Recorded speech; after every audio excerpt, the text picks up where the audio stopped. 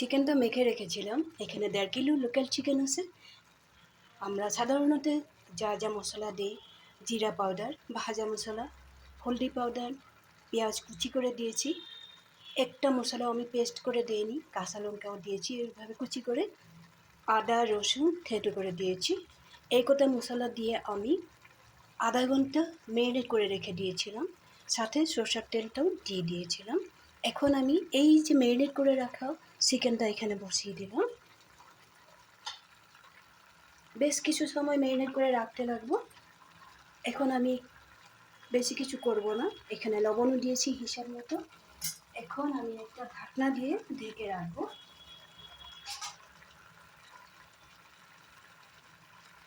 এখানে আমি আলাদা কোনো তেল দিয়া ভাজি না।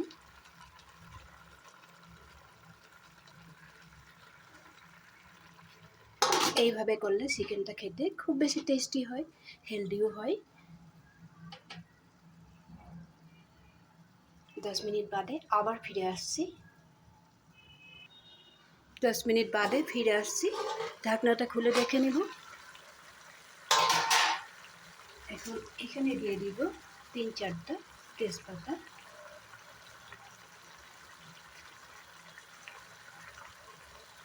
দিয়ে দিব একটু লেবুর রস,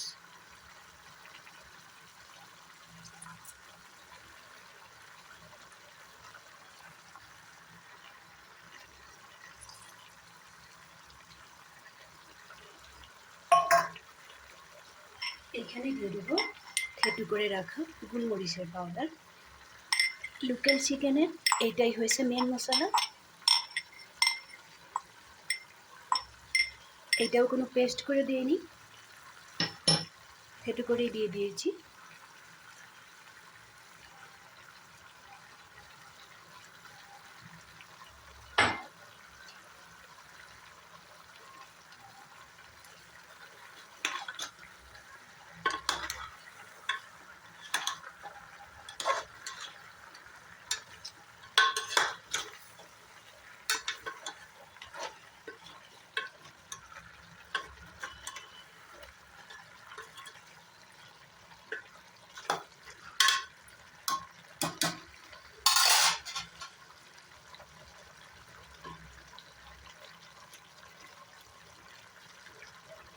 এখানে দিয়ে দিব সামান্য পরিমাণে হিং, এতটুকুই দিব।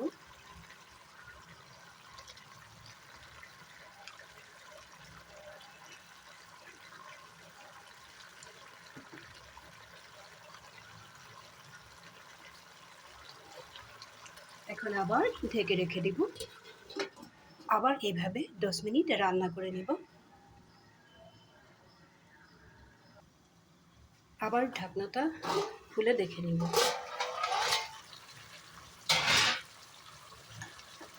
এখন এখানে দিয়ে দিব মিডিয়াম সাইজের গোটা আলু।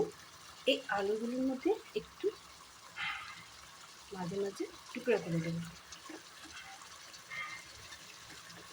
এখন এই আলুগুলোতে লবণ মশলা যা যা আছে সব ঢুকে যাবে, বেশি কাটতে লাগে না, একটু দাগ করে দিলেই হলো। এইভাবে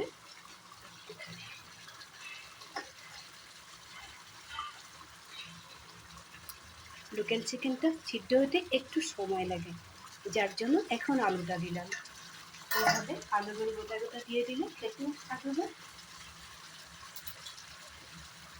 চিকেন সিদ্ধ হতে আলুগুলো সিদ্ধ হয়ে যাবে। আবার একটু নাড়াচাড়া করে দেব যাতে আলুগুলো নিচে চলে যায়।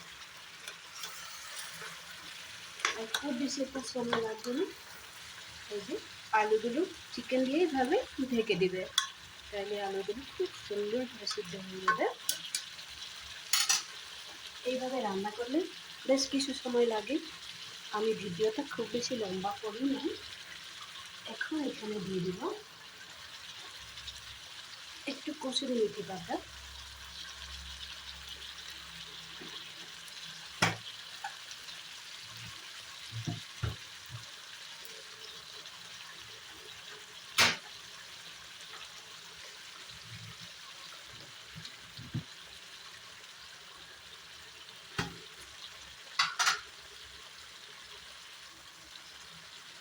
চিনি দিয়ে দিব।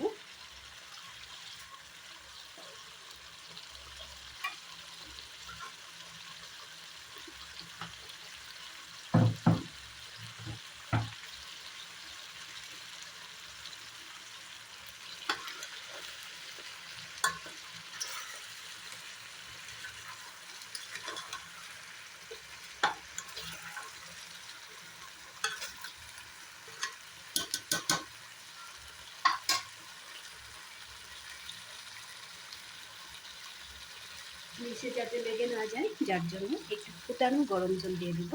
তোমরাও গরম জলে ব্যবহার করবে। একেবারেই ফুটানো জল দিয়েছি, পুরো জলটাই দিয়ে দিলাম।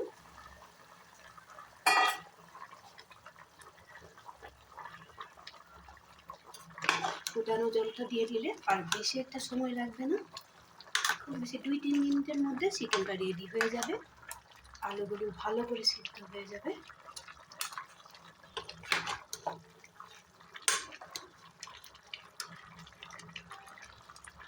রান্না করতে করতে বলি, এইভাবে একদিন রান্না করে শুধু খেয়ে দেখো, তারপরে বলবে কেমন লাগে। এক গাদা তেল দিয়ে প্রথমেই ভাজতে লাগে না চিকেনটা, সব কিছু একসাথে দিয়ে দেবে। একসাথে কিছু সময় মেরিনেট করে রাখতে লাগে। 1 ঘন্টা রাখলে তো আরও ভালো হয়। আমি আধা ঘন্টার মতো রেখেছিলাম। এখন আমি একটা জিনিস দেওয়ার বাকি আছে, একটু ঘি, গরম মশলা, ধনে পাতা। এই ফাঁকে আমি ওই জিনিসগুলো রেডি করে নেব, আবার 2 মিনিটের মতো ঢেকে রাখবো। আর বেশি সময় লাগবে না, একটু অপেক্ষা করো, আমার এই চিকেনের রেসিপিটা রেডি হয়ে যাবে।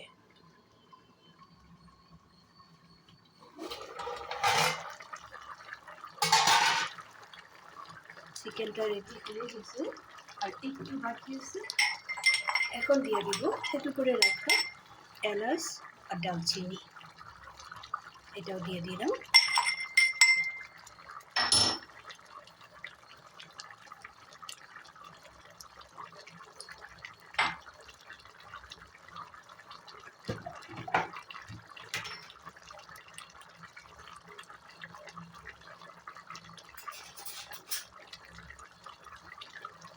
এখানে দিয়ে দিব ঘি।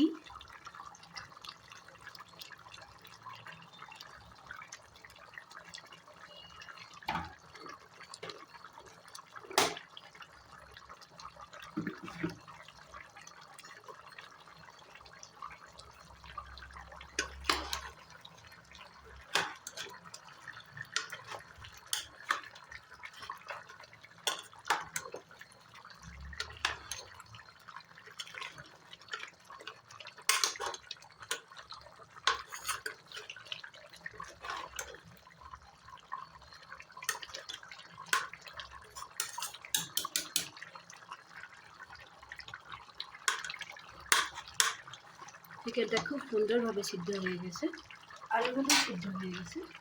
এখন এখানে দিয়ে দিব কেটে রাখা ধনে পাতা। ধনে পাতাটা একদম গুঁড়া গুঁড়া করে কেটেছি, আর একটু বেশি করে দিয়ে দিয়েছি।